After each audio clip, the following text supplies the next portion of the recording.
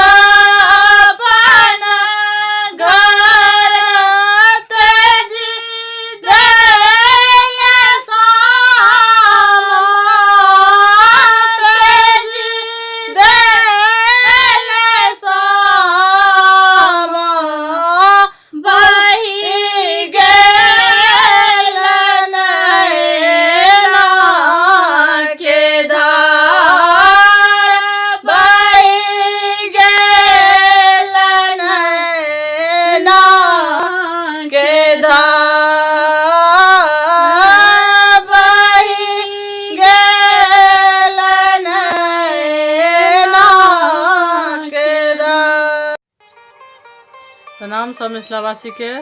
हम शालिनी झा आई हमारे दीदी छथि अर्चना झा।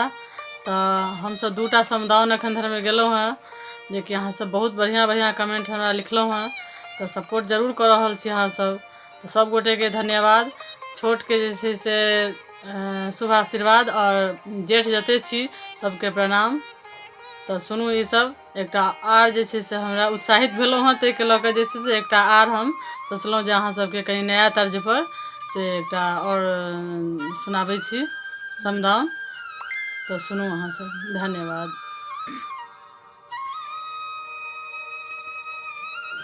जाऊ दिया दन आहाँ तो पराए रहब सब कहिया लागी। जाओ दिया दन आहाँ तो पराए रहब सब कहिया लागी।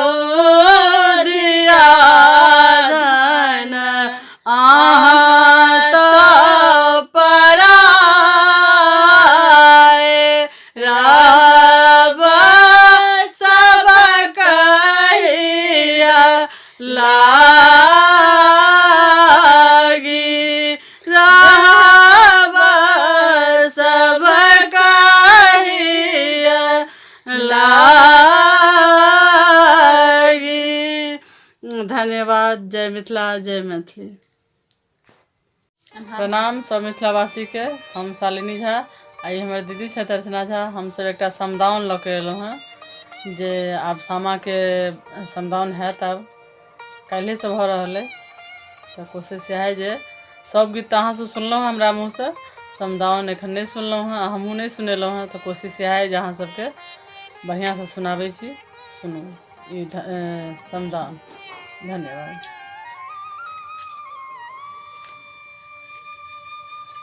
जखन ही समादाई